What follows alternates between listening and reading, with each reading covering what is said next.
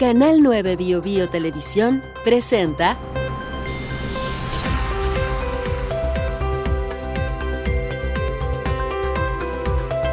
Lo que está en juego podcast.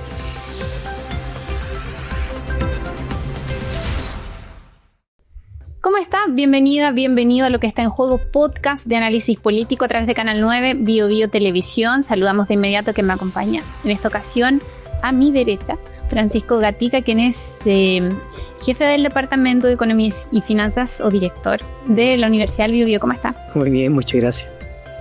También está con nosotros Lucas Serrano, quien es académico de la Universidad San Sebastián y además director de Asuntos Públicos de Observa BioBio. Lo digo con calma, ¿estuvo bien? ¿Estuvo bien el cargo? Muy bien. Vale. Gusto estar acá. Y Leslie Briceño, académica de la Universidad del Desarrollo. ¿Cómo estás? Muy bien. Bueno, tengo que contar que nosotros nos fuimos ayer en un magnífico evento que organizó nuestro querido Lucas Serrano en la carrera de Administración Pública en la Universidad San Sebastián. Hicimos un podcast en vivo que quedó fantástico. Nos pasamos un poco, sí, Lucas. No teníamos director que nos cortara el tiempo.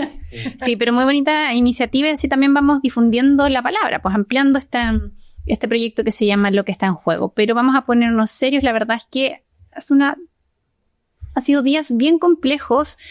Para poder sintetizarlo, vamos a partir diciendo que conocimos que la Policía de Investigaciones interceptó una conversación entre el presidente de la República, Gabriel Boric, y Josefa Uneos, quien es ex esposa de Alberto Larraín, quien es además el director ejecutivo de Procultura, una de las fundaciones que está siendo investigada en el caso Convenios y que habrían una serie de aristas respecto de la adquisición de esos recursos versus también incluso una línea que estaría investigando la Fiscalía respecto del financiamiento de la campaña del actual presidente. Trato de resumirlo porque es mucho más complejo, pero sin lugar a dudas se ha abierto un nuevo flanco súper profundo al interior del gobierno, incluso que está teniendo algunas ventosas incluso a nivel regional con las declaraciones del ex gobernador Rodrigo Díaz conocidas a través de BioBio Chile. Solo a su introducción, abro la conversación porque vamos a tener mucho que conversar.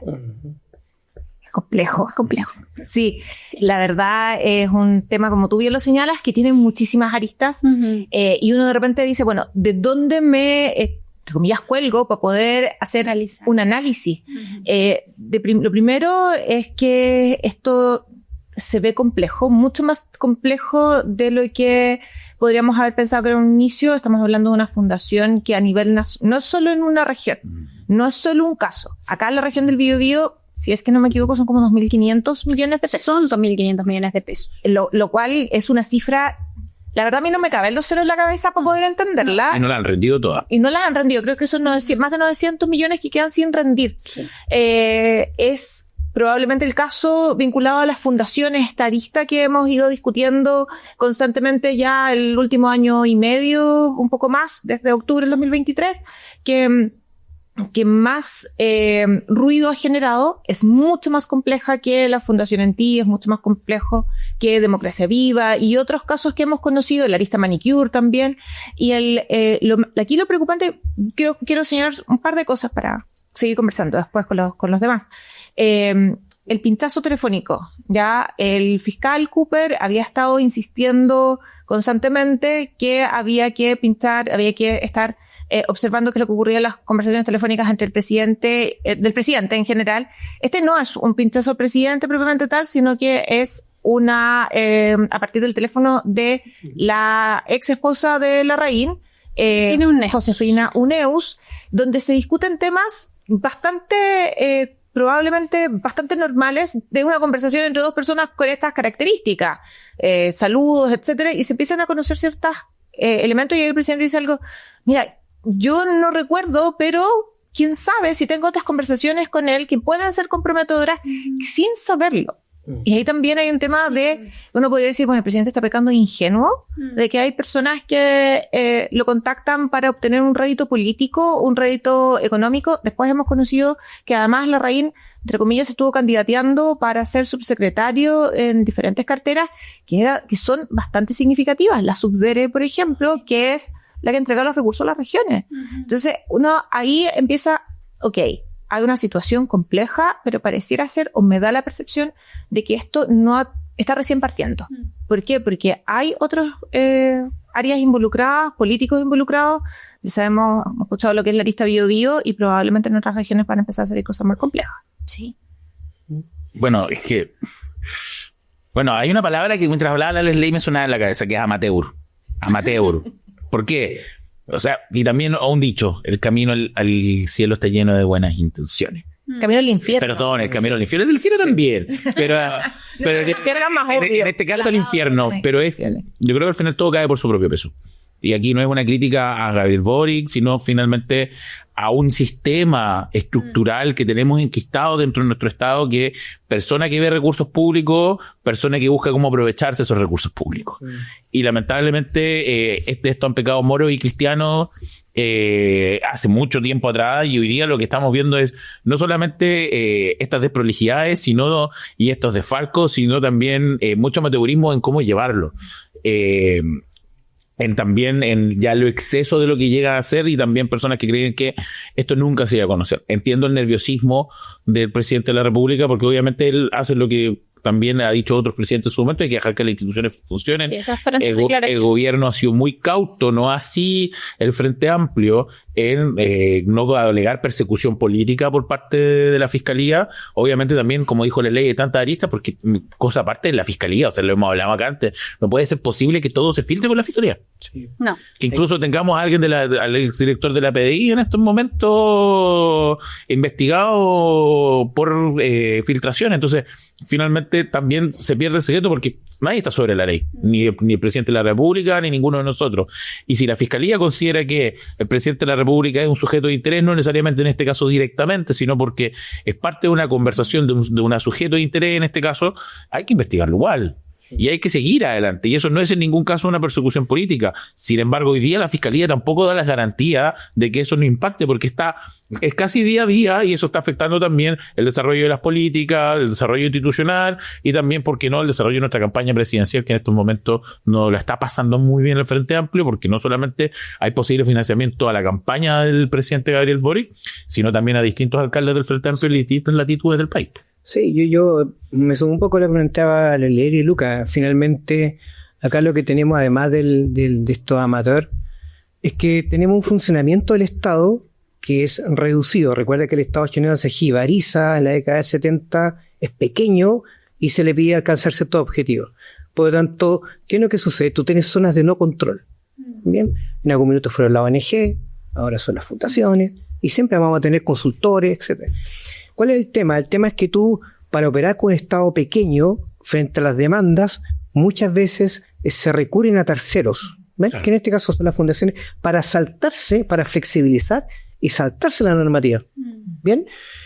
Por lo tanto, acá lo que tenemos es un punto ciego de control. Sí. ¿Bien? Así como lo tenemos en las municipalidades con la Contraloría lo tiene en este espacio. Todo el dinero público, por definición, todo dinero público, cuando ingresa al público, sigue siendo dinero público. Por lo tanto, aquí también tenemos que la Contraloría no logró fiscalizar de manera correcta y de manera proactiva estos puntos grises. Sí. Vale decir, en su mapa de riesgo no estaba considerado lo que sucedió con las fundaciones. ¿Bien? Y esto se va a volver a repetir hasta que nosotros no maduremos las normativas y la Contraloría no empieza a fiscalizar. ¿Cuál es el problema? Que si tú fiscalizas, identificas. Y sucede que el alcalde, sucede que el gobernador, sucede que el ministro necesita operar rápido. Claro. Entonces, claro, estamos atados de manos. Recurrimos a las fundaciones para flexibilizar, pero cuando vamos flexibilizando, vamos cometiendo errores. Ahora también hay que ser justo, y lamentablemente aquí pagan justos por pecadores, como por ejemplo, cualquier alumno de administración pública, que les mando saludos, que no sé si lo están escuchando, sabe la importancia del trato, sabe la importancia del trato directo. Claro. Es una herramienta para la eficacia, para una respuesta rápida. Sin embargo, la frase más importante de la política nunca lo dijo nadie un político, lo dijo el tío Ben: con gran poder viene gran responsabilidad. Claro. Y por otro lado, hay fundaciones que han hecho tremendamente bien su trabajo y han sido garantes para la sociedad civil, el Estado ha podido descansar en ella. Sin embargo, hoy día, ¿qué está pasando? Que, y estoy muy de acuerdo con Francisco, hoy día los gobiernos regionales no tienen la capacidad de ejecutar todo el presupuesto que se les pasa, pero sí deberían tener a lo menos la capacidad de controlar. Claro. Y eso es lo que hoy día no están teniendo. Mira, sucede que si yo quiero hacer una licitación, ya entregamos las bases, que tiene que ir a Contraloría, que tengo que hacer procesitorio, que se cae el procesitorio, que tiene que estar la toma de razón, voy a tomar 1 año y medio. Exacto. Entonces, las fundaciones agilizan esto. Pero Y ese es el problema. Ese es el problema. A medida que la voy agilizando, voy generando puntos ciegos de control. Entonces, ahora saliendo del caso de Larraín, de Procultura, de Democracia Viva, de no sé cuántas fundaciones más, por ejemplo, la ENTI y todo, porque en esta región suceden todas las regiones. El tema de fondo es cómo nosotros generamos tratos con terceros que estén correctas, que respondan al control del Estado, pero que sean eficientes en su operación. Sí, pero yo tengo una observación, porque esta fundación, tengo los datos anotados, perdón, los nerds, pero tuve que hacerlo para poder memorizar muchas cosas, se creó en el año 2009 y esta fundación Procultura firmó contratos desde el gobierno de Piñera 1. Sí. O sea, no aparecía. ¿Qué quiero decir con esto? Entonces, estamos hablando de la seriedad de las fundaciones, no obstante, es una fundación con muchos años de funcionamiento. Entonces, uno tendería a creer que el problema fue que esto se desvirtuó posteriormente. Quiero hacer una observación también. Tengo acá textual una frase del comunicado del Frente Amplio que dice... en el fondo dijo acusó espionaje con fines políticos tras la escucha de la conversación del presidente Gabriel Boric. Creo que es una acusación grave, creo que no está a la altura, además en el entendido que desde tu partido hay una diputada que fue desaforada, que es Catalina Pérez, que está cumpliendo arresto domiciliario por el delito, les digo de inmediato, la causa es por fraude al fisco, o sea, no es menor. Entonces, al menos recuerda que tienes tejado de vidrio antes de lanzar una declaración tan emocional, poco racional y que daña también no solamente al partido, sino también a la figura del presidente Gabriel Boric. Me parece que es de una tontera. No lo puedo decir. Pero hay que entender en su contexto también. A ver, primero, las filtraciones que están sucediendo también están condicionando la investigación. Totalmente. Sí. Y están condicionando el juicio partido. Claro, el juicio partido antes y no debería ser en estricto rigor, porque en estricto rigor el proceso tiene que resguardar cierto nivel de secreto y cierto nivel de confidencialidad, si no pierde eficiencia. Sí. ¿Cierto? Claro. También sucedió, es como da vuelta la vida. Recuerda que hace meses atrás Hermosilla, eran las filtraciones de Hermosilla, claro. Y todos esperábamos, y toda la gente del área más de oficialismo estaba, por así decirlo, expectante que serían las nuevas filtraciones de Hermosilla. Con tenedor y cuchillo, esperar. Deseando, y como dijo el mismo Frente Amplio, no sé si fue el mismo, decía, hacíamos memes de las filtraciones de Hermosilla. Pero ahora se da vuelta el tema. Ahora somos nosotros los que están haciendo memes. En rigor, no debería haber filtración. Pero además también aquí de esta declaración del Frente Amplio, uno también debería decir, oye, hay que poner un poco más de calma. No puede hablarse desde lo visceral. Lo que señalaba Lucas hace un momento. Si hay una... si el Ministerio Público está investigando un caso, tiene que investigar a todos los sujetos que estén involucrados en ese caso, independiente que esto pueda ser el presidente de la República, que pueda ser un ministro, que puede ser la ex esposa de alguien. Para un pinchazo hay que convencer a un juez. Exacto. Sí. No es que haya sido el Ministerio Público a decir, hoy sí, ¿sabéis que a mí se me ocurrió que voy a pinchar el teléfono a esta persona? No, sino que hay que convencer a un juez. El juez tiene que... Ojo, el juez ya había... cada vez que el fiscal Cooper había dicho, oye, necesito... que lo que sabemos, además, que se quería pinchar el teléfono del presidente, en 2 ocasiones se le dijo que no. Claro. Entonces, ¿por qué? Porque no había motivo suficiente. Aquí estamos conociendo una conversación filtrada, pero que es de la investigación hacia Josefina Uneus, no hacia el presidente. Claro. Entonces, también yo al Frente Amplio, yo no soy nadie para andarle diciendo, pero yo creo que pongan paño frío en la emotividad de su tipo de declaraciones, porque creo que además le juegan en contra por el que se ha dejado ir. Lo que está haciendo es politizar el proceso, bueno, que es un proceso legal. Yo estoy esperando los WhatsApp del presidente Boric hablando sobre Carlos Cariola. No, pero hablando en serio, un poco lo que a Francisco le encanta decirlo, y yo le encuentro toda la razón, es la política se ha convertido en algo táctico. Sí. Y me acuerdo esa canción que decía tácticas de guerra, no me acuerdo de qué cantante era, pero... Creo que no la he escuchado. Bueno, ahí... Spotify, por favor. Pero, ¿qué pasa?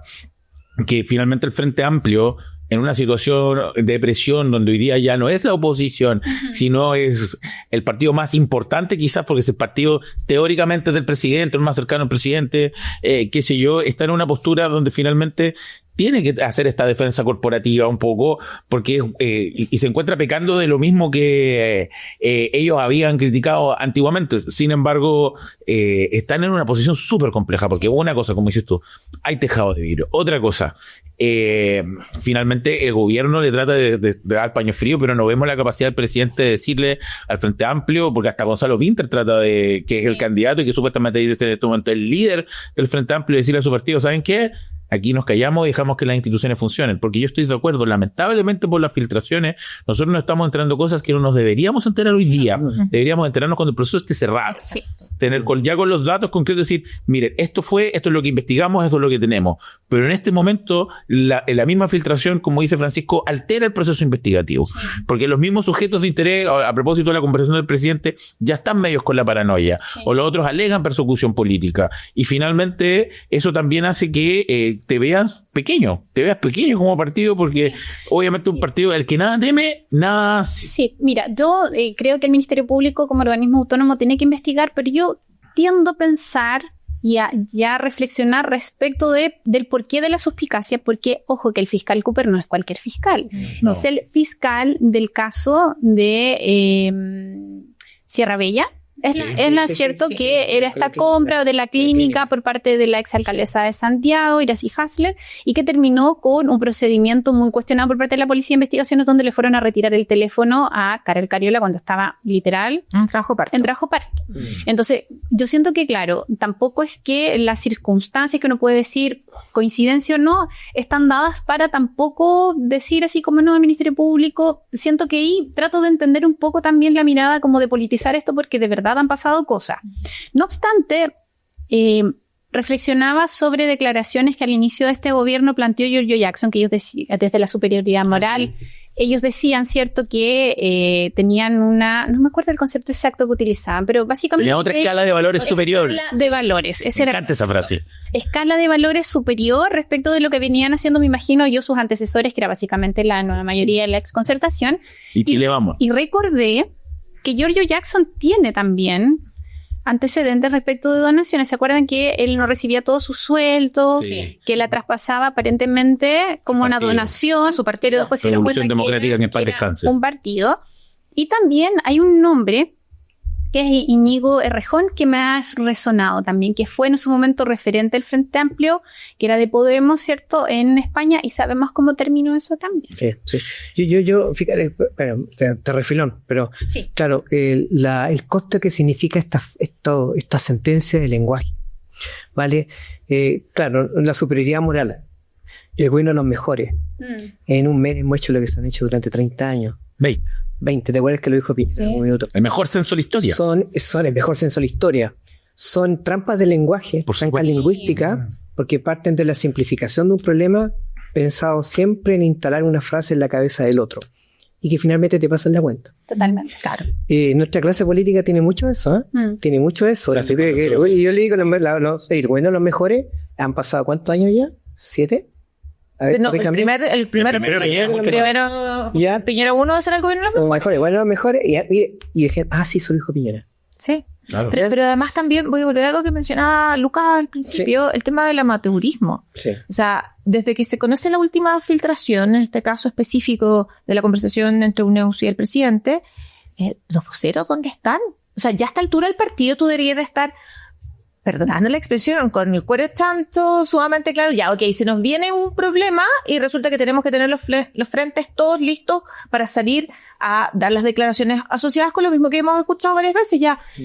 No, las instituciones tienen que funcionar, tiene que dejar que la fiscalía haga su trabajo. No hay Sí, vocería.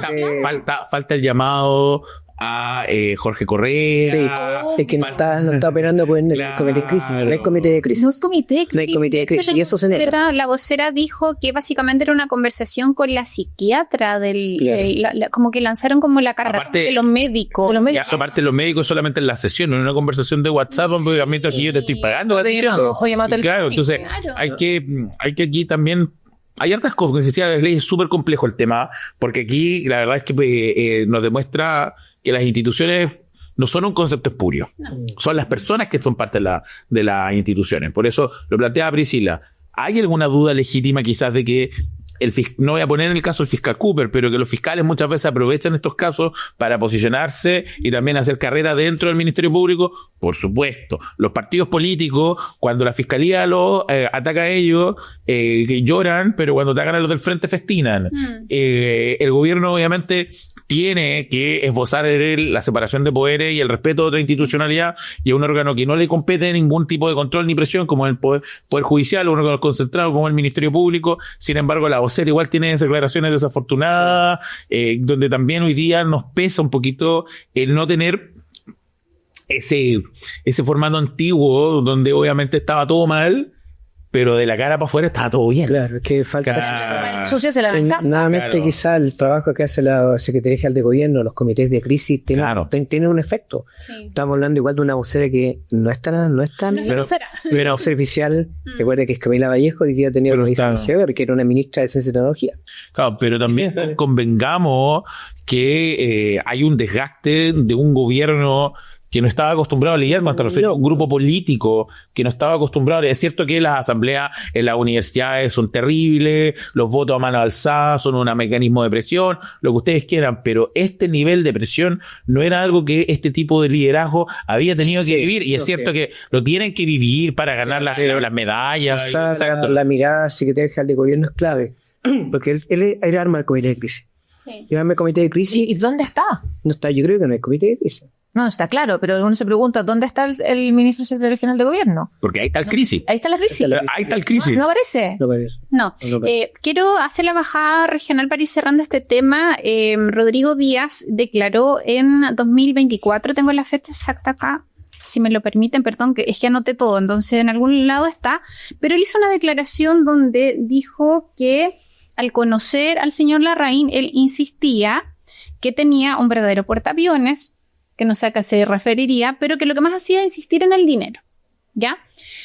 ¿Qué pasó? Se adjudicó un convenio llamado Competitividad de Oferta Turística Creativa, puesta en valor de la identidad cultural del Biobío por 2.500 millones de pesos, que era lo que decía Leslie. Fíjese usted que esto se lo adjudicó en el año 2022 y fue la, ¿cómo decirlo?, fundación que más dinero recibió ese año por parte del gobierno regional, pero además subcontrató a otro actor que es Consultores Esquerré. Recordarán ustedes que el año antepasado hubo una serie de allanamientos allá en Olgore, también a Esquerré, y en el fondo, nuevamente, volvemos a la región del Biobío, que ha tenido también a nivel nacional una preponderancia importante por el caso Fundación En Ti, por Camila Polisi, que se le puso caso de lencería. No obstante, no habíamos puesto tanto el foco en la Fundación Procultura, que aparentemente se rindieron creo que 900 millones de pesos, o sea, hay un pendiente importante detrás. No quiero decir que una cosa es menos grave, pero entiendo que lo de Fundación En Ti es mucho menos plata.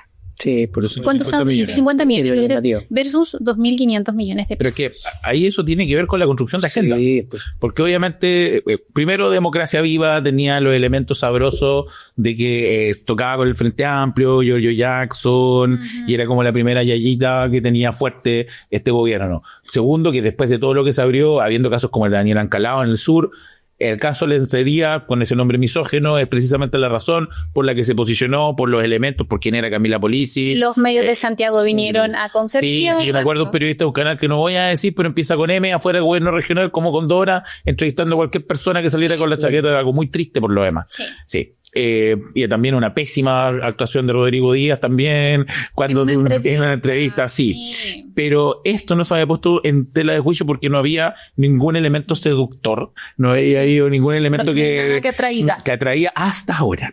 Claro. Hasta ahora, donde Porque, empiezan... ojo, esta declaración la dio el año pasado Rodrigo Claro, Díaz y se reflota del punto de vista de que ahora tenemos un perfil de una persona que además lo tengo anotado también acá. Dijo que tenía este ofrecimiento de cargo. También se lo dijo Rodrigo. Sí, que parecer la figura de Alberto Larraín una figura bien compleja. ¿Eh? Uno lee las Es noticias. cristiano. Es de cristiano, un médico psiquiatra muy televisivo, muy de mucha imagen. Y que al parecer también, la verdad, hay una entrevista hace poco de cómo se dio también una crisis donde la Fundación giró en torno a su ego. Entonces, hay un tema también de ego, de cómo gestionó. De Escribía cómo fue, columnas con el presidente. claro, cómo fue creciendo y luego, ¡pum!, se desata.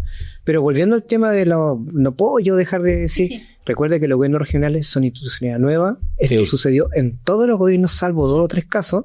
Pasó al sur y pasó al norte. Y nuevamente creaste una institución nueva, que eran los gobiernos regionales, como lo conversamos ayer, con poco corsé presupuestario, con pocas capacidades, pocas competencias y además con una continuidad que tuvo que adecuarse. O sea, hay que contextualizar. Si pasó en todos los gobiernos regionales porque tuviste un modo superandi que te lo permitió. Claro, no es una falla de un solo gobierno. No es solamente días. Es que finalmente ahí yo creo que tiene que ver con que hay un grupo de personas enquistados en la política y no enquistados en la política que están a la espera de estos recursos públicos para hincarle el diente. Claro. Entonces, al momento de que, como muy bien chilenos, nosotros creamos una institucionalidad, pero no le nutrimos de las herramientas necesarias y lo vamos viendo en el camino, porque esta ley se pensó tarde, porque al Parlamento se le olvidó que venía la elección de gobernadores, se abrió una ventana de oportunidad mal pensada precisamente para abrir en esas materias. Y se da en una región y sin tal modo superando, pum, pum, pum, pum. Y Por lo tanto, este modo grande estaba de antes, o sea, esto porque el comportamiento oportunista siempre va a estar. Lo que sí es misión nuestra es corregir como Estado ese Pero comportamiento. hay intención de corregir. Lo único que se corrigió es que a los gobiernos regionales le dieron menos recursos. porque esa tampoco es la respuesta. No es la respuesta, porque no hay intencionalidad política ni voluntad política desde el gobierno central de entregarle más poder a las regiones.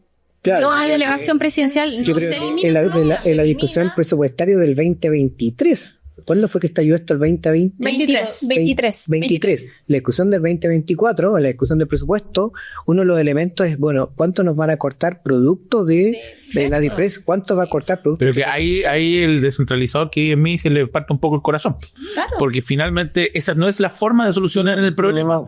Porque obviamente aquí también hubo una triangulación, ojo. Porque claro, es cierto que los fondos no lo entrega el gobierno central, pero lo entrega el gobierno regional, pero quien aprueba los fondos para el gobierno regional tiene que ver con el gobierno central. Y por alguna razón este señor Larraín tenía el ojo puesto en la Sundere. Entonces, acá faltan mecanismos de control, acá falta dotar de más cuerpo al gobierno regional, acá falta definir mejor los recursos en la materia, cómo los va a gastar y cómo los va a rendir, pero no la falta de los recursos, porque las regiones tienen un montón de necesidades. Lo estábamos hablando antes del programa. Lamentablemente el N de Santiago, que como son muchos, llama toda la atención, tiene una fuerza muy centrípeta que nos lleva hacia eso, pero nosotros lo que necesitamos es precisamente priorizar las necesidades de las regiones con capacidad local de decisión, y situaciones como esta tira todo eso por instancia de la Por supuesto. ¿Cuáles imagínate los costos de transacción que tiene la DIPRES al momento de conversar con el gobierno un escándalo como esto? Claro. Son altísimos. Sí.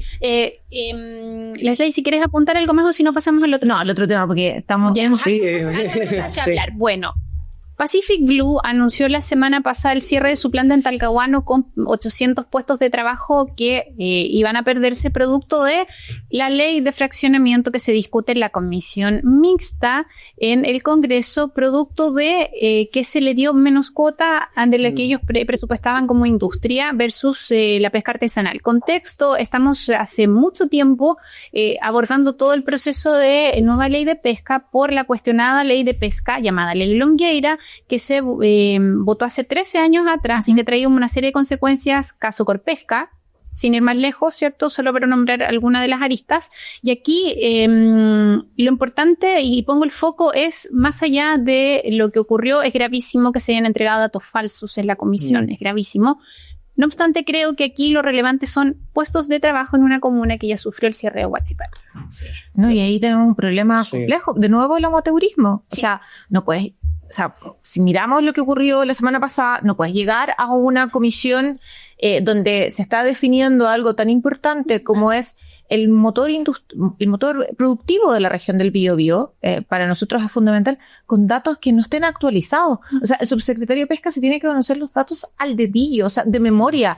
E incluso debería decir, oye, ¿sabes qué? Me doy cuenta que los datos que se les entregan están equivocados porque son estos, no es ese que aparece ahí. Entonces uno se pregunta de nuevo, el tema del amateurismo, ¿qué es lo que está pasando en el gobierno en el proceso de toma de decisiones?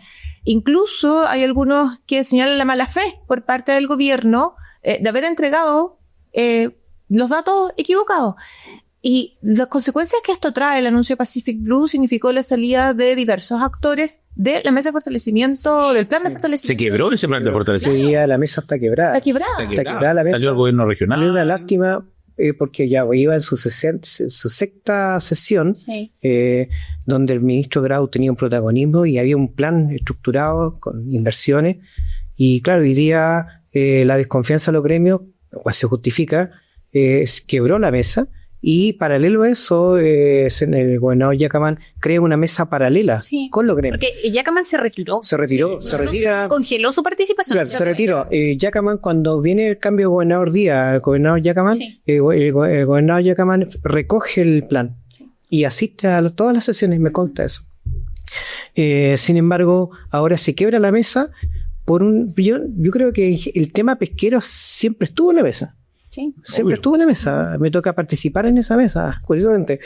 Pero ¿qué no es que sucede? Sucede que, claro, el dato que se entrega es de septiembre del 2024, donde lo que se había capturado según la subsecretaría era un 61%. Y al 31 de diciembre se capturó un 93%. Bien, claro, el dato que entregaste fue el dato a septiembre. Y lo que necesita el legislador para discutir es el dato anual. Claro. Bien, por lo tanto, lo que aprueba el legislador dentro de los 22 pesquerías que se llaman, que en este caso la melusa común, que sería una, lo que aprueba el legislador es la reducción al 61. ¿Se entiende? De manera tal de que genera una brecha que el Pacific Blue no puede cubrir, que son 3.000 empleos. Pero además tiene un cambio mucho más importante, porque finalmente, antiguamente el sector industrial tiene un 60%, ahora va a tener menos, va a tener un 43, 48%, y el pesquería artesanal, que tenía un 40%, va a tener un 52%. Hay un cambio. Entonces el tema es complejo, esto es un tema donde, pero disculpe, no quiero hacer pedagogía con esto, pero ¿por Pero qué haga viene? pedagogía. No, disculpe, no, pero ¿por qué sucede esto? Porque el año 97 tuvimos una mega crisis, que fue la crisis del Jurel, Sí. que nos enseñó a letra de fuego que esto es un bien público y si no regulamos la explotación de los bienes públicos, la industria iba al colapso. ¿Bien? Bueno, sí. Por eso que nosotros entramos a regular la explotación del bien público. Esto es un típico problema en la economía que se llama los bienes comunes. Claro. Esto es un típico problema que se estudia. La tragedia de los comunes. La tragedia de los comunes otros, ¿vale?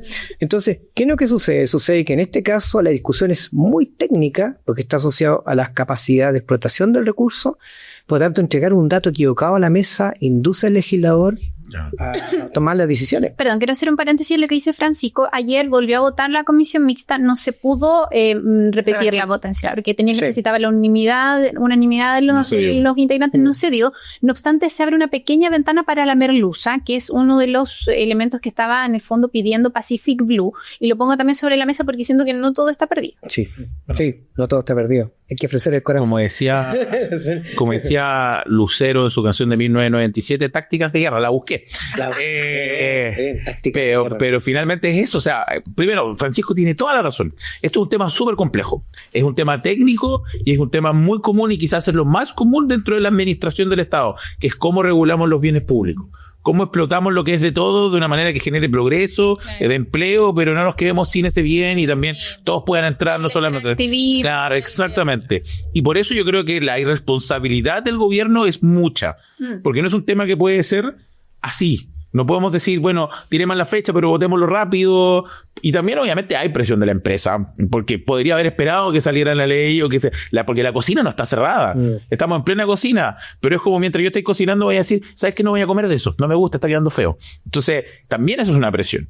Y también lo que decía Leslie y lo que decía Francisco, y también la presión del Biobío en un momento que, si hay algo que esta región no puede darse el lujo, es perder más empleo.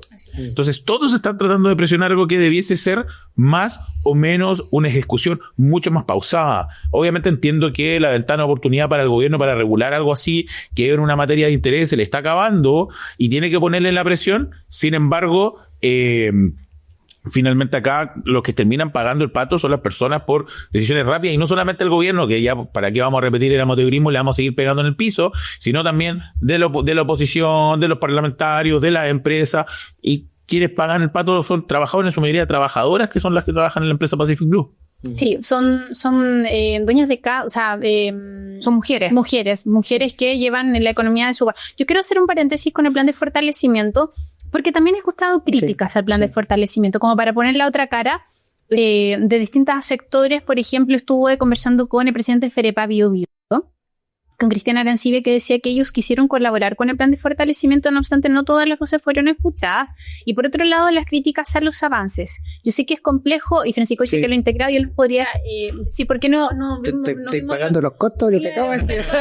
Pero a lo mejor nos puede explicar por qué no ha avanzado, porque esto partió en septiembre, y la verdad es que las soluciones, yo las he visto, por ejemplo, con algunas capacitaciones a través, creo que de Cercotec, hacia trabajadores de Huachipato, pero más que eso no hemos visto. Lo que poco para contextualizar, cuando se cierra Huachipato, los sindicatos conversan con el gobierno y sucede que los sindicatos, además de pedir medidas para mantener el empleo, lo que hacen ellos es finalmente instalar una agenda de temas estratégicos.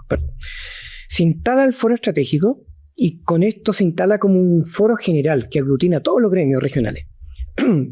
Ahora, estamos igual. Estamos igual los dos. No, ahora sí. Entonces se instala un gremio con participación de gremios empresariales, de universidades, en lo que participan como representantes como académicos, de ministros, de ministerios, de gobierno regional y de la Ministerio de Economía, que él lideraba. Sí. Entonces se instala esto, el presidente Boric en enero dice que esto va a tener mayor continuidad, y se instala un programa que está disponible en la página web de 33 hojas más o menos, con muchas medidas. El grueso de las medidas son del plan de mejoramiento de movilidad. Bien, pero además hay medidas que son del eje 4 y el eje 5 que son estratégicas. Por ejemplo, la Política Nacional de Construcción Naval, los temas vinculados al Centro de Manufactura Avanzada, los temas vinculados a energía, a la nueva energía, como muchos temas. Y en el eje 1 y 2, que son los de corto plazo, están los subsidios a los trabajadores y la entrega de subsidios a empresas que contratan a trabajadores. ¿Bien? Y eso sí se está ejecutando. Se está ejecutando, pero viene ahora, a información de Corfo, la licitación de 2 centros, que es el Centro de Hidrógeno Verde, que es un proyecto de 10 años con $10 millones, que son dineros que vienen royalty minero, ¿bien? Y que va a tener 2 polos de hidrógeno verde. Y viene también otro centro, que es el Centro de Manufactura Avanzada, junto con el inicio del plan de construcción naval, donde ASMAR tiene un liderazgo muy importante. Bien, entonces el plan te instala una visión de corto vinculado a solucionar los problemas de los trabajadores, una visión de largo vinculado a estos ejes que son estratégicos, ¿sí? Y finalmente la producción de acero verde con hidrógeno verde. ¿Bien? En esa mesa están los dirigentes sindicales, ¿sí? De Huachipato, están todos los gremios, están las universidades, como yo le comenté, representantes ministeriales. Y lo que ahora sucede con esto es que grupos de gremios empresariales se van de la mesa con el gobernador. Bueno. Entonces estamos en una suerte de limbo. Crear su propia mesa. Porque el plan sería inédito en rigor, porque estamos hablando de un plan estratégico que surge de la coyuntura de Huachipato. Sí, obvio. ¿Sí? Entonces, pero que era necesario por otros sectores productivos. Por otros sectores productivos, hay temas vinculados a industria forestal, hay muchos temas. Entonces, yo creo que estamos en un momento, si tú quieres, de incertidumbre, pero yo distingo la política de corto de la política de largo. Bien, o sea, yo creo que lo que plantea el plan es muy necesario, pero tenemos que ponernos de acuerdo. Tiene que retomarse la confianza. Exacto. El problema es que se te retiran los actores, la mesa está quebrada, y se arma además una mesa paralela. Uno se pregunta, bueno, ¿con quién voy a conversar finalmente? Claro, ¿Quién va a desarrollar estos proyectos tanto a corto, mediano y largo plazo? Claro. Y ese es un problema que se tiene que resolver pronto. Y ojo, y tiene que ver, se quiebra por la coyuntura. Se quiebra por la coyuntura. Entonces, ese es uno de los problemas hoy día de los actores de Chile, que están condicionados por su coyuntura. Y a este instante, el portador del proyecto, por así decirlo, el ministro Grau, que ha estado en todas las sesiones, pero como yo le comentaba, también ha estado el presidente Boric, ha estado el ministro de Obras Públicas, ha estado el ministro de Agricultura, ha estado...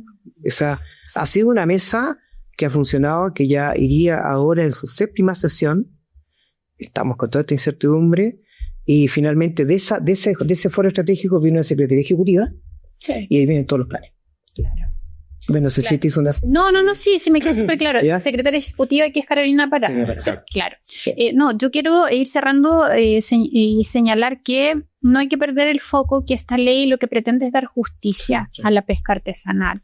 Creo que estamos hablando de que, claro, porque nos toca por el tema de empleo, porque aquí somos más bien industria pesquera, la pesca artesanal está reducida a otros ámbitos al menos del diagnóstico que se está realizando ahora, pero siento que no hay que olvidar que tenemos ese problema que nos ha pasado mucho de la historia reciente, que cuando queremos solucionar algo nos tiramos con el tejo pasado. Sí. Sí, eso está Sí. pasando en este país.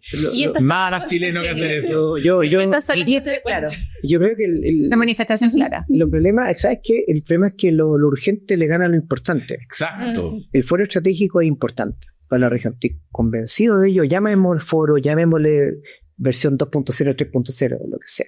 Tenemos que nosotros como región tener la capacidad de pensar a largo plazo, como en algún minuto lo pensaron en la década del 50. Es que bueno, nadie va a negar que el empleo no es un problema en la Un región. problema en la región del Río, especialmente ya el debilitamiento de la industria, Totalmente. porque la industria genera empleos de calidad. Sí. Pero lo urgente nos come lo importante. Lo contingente también. Claro. Bueno, y hablamos de otra contingencia. Ayer ha fallecido el expresidente de Uruguay, Pedro Mujica. No quiero terminar, nos queda muy poquito. No quiero terminar este programa sin hacer un pequeño barrido de lo que ha sido su legado. El presidente va a viajar al funeral, tuvo una instancia a principios de año donde incluso plantó un olivo, ¿cierto? Con él. En el contexto de una gira, siento que el pueblo uruguayo es tan hermoso, que mi admiración, son un país chiquitito, pero tiene una mirada súper interesante de cómo ha desarrollado su historia, y creo que haya partido de él también es un dolor para muchos respecto de la persona, de cómo uno hace las cosas desde la ternura. Creo que eso nos está faltando mucho en este país y mucho también en Sudamérica. Y cierro con esto. Había un análisis que escuchaba, no a raíz de la muerte de Pepe Mujica, que cumplía 90 años en una semana más, que decían que se perdió la unidad de los países de Sudamérica. No tenemos relaciones con Argentina. ¿Cuál es la relación de Chile con Perú? Vemos un poco vínculos con Colombia, con Petro, con Lula en Brasil, más no veo otra relación de unidad que hubo en los momentos en que, por ejemplo, fue presidente Pedro Mujica. Sí, hay un referente de la izquierda latinoamericana y que también por eso uno podría sospechar esta vinculación entre Petro, Lula y Boric, que tienen una corriente ideológica relativamente similar. Fue un referente, y ojo, una historia muy compleja. Fue guerrillero, estuvo preso 13 años, llega a ser presidente hace relativamente poco tiempo, pero ya había pasado un tiempo significativo desde el retorno a la democracia. Era un referente no solamente dentro de Uruguay, sino que a nivel mundial. Y yo creo que eso hay que recordarlo concretamente. Y además, no solamente un referente de la izquierda, sino que además referente en términos de lo que hizo en Uruguay, la despenalización del aborto, matrimonio igualitario, y quizás lo que más se puede recordar, la despenalización de la marihuana y transformarla en un mercado del Estado. Sí. Que eso es sumamente interesante y como un referente a nivel mundial, porque no solo la despenalización, sino que cómo lo transformaron en un negocio. Sí. Bueno, Oye, no, mira, yo me acordé, cuando tú comentabas, me acordé de un ministro de la dictadura que dijo, mira, el problema que tiene Chile para ser desarrollado es que está en América Latina. No me acuerdo el nombre del ministro preciso, pero lo dijo. Entonces, y ya han pasado ya casi 30 años de eso, más de 30 años. Entonces, ¿cuál es el problema? Que Chile siempre ha mirado con cierto desdén lo que pasa en el resto de América Latina. Sí. Está como nuestra ADN, algo pasa. Y Uruguay es un país muy interesante porque son como 3 millones de habitantes con un índice de desarrollo humano muy alto. Claro. Muy alto, con toda una industria, con una sociedad mucho más igualitaria, que yo creo que ya no está en el rollo de lo público y lo privado, o sea, trabaja de manera sinérgica, muy interesante el caso uruguayo. Y claro, se te va un ícono, más que nada por el estilo de vida claro. que tiene, por la enseñanza y la imagen que proyecta dentro de la izquierda, esta nueva izquierda, por así decirlo. Entonces, pero queda algo ahí, queda algo en su historia de vida que yo creo que mucha de la gente va a mirarlo constantemente. La vuelta, como dijiste tú, de la ternura, la vuelta a la tierra, la vuelta a la sencillez, el salir del poder con las manos limpias, son cuestiones súper importantes, Sí. son cuestiones Que marcan. Y finalmente, no solo es un referente, sino yo creo que una barra muy alta para la izquierda latinoamericana, porque el concepto de ternura me gusta, pero a mí me gusta mucho el concepto de humildad. Sí. Él no cambió su auto, él no cambió su casa, ni su estilo de vida, y en un momento donde la izquierda era muy presente en Latinoamérica, o sea, era el momento más alto de la izquierda latinoamericana, donde gran parte de esos líderes hoy día están cuestionados en su salida. Mujica se convierte en una brújula que casi parece ser inalcanzable. Sí. Obviamente tiene una mística que lo hace ser recordado y valorado por mucho más que solamente la izquierda, como un referente de cómo debiese ser una persona ejerciendo un cargo de alta autoridad, pero también siempre no perdiendo el nexo de ser un humano más, Exacto. una persona más del Estado, y por eso obviamente va a ser recordado, y sin duda alguna, ya sea para Moro y Cristiano, se presenta como un estilo que debiese ser más puesto en práctica en política, sobre todo en Latinoamérica, donde la élite y la opulencia van un poquito de la mano. Sí, yo quiero cerrar, nos quedan un par de segundos diciendo eso. Siento que hubo un momento en que Sudamérica eran hermanos, realmente, ese concepto de los hermanos, y se perdió por el estilo de liderazgo que hay en otros países, también por las políticas de relaciones exteriores que está ejerciendo Chile actualmente, y siento que se perdió esa comunidad que había. Pienso en algunos foros que se disolvieron, que ya no existen, que perdieron fuerza. Vemos más a nuestro presidente viajando a Europa, a Asia, China. y bueno, ¿y cuándo vamos a Argentina? Me lo pregunto yo. Bueno, ¿Queríamos ir a Argentina? queremos ir a Argentina. Bueno, Esa es otra pregunta. Francisco Gatica, gracias. No, muchas gracias. Lucas Serrano, Gracias. Ley Briseño, Muchas gracias. a usted por su sintonía, gracias. Nos quedó pendiente, lo tengo anotado, el Papa. Tenemos nuevo Papa. Americano. Vamos a ver si vamos a poder conversarlo más adelante. Pero intensísima semana, gracias por su sintonía. Recuerde que estrenamos en YouTube y en Spotify más tardecito, como eso era 6 de la tarde, y por supuesto a las 22 horas a través de nuestro canal. Hasta pronto.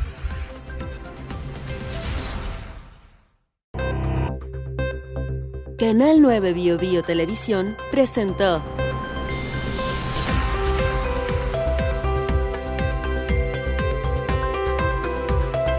Lo que está en juego podcast.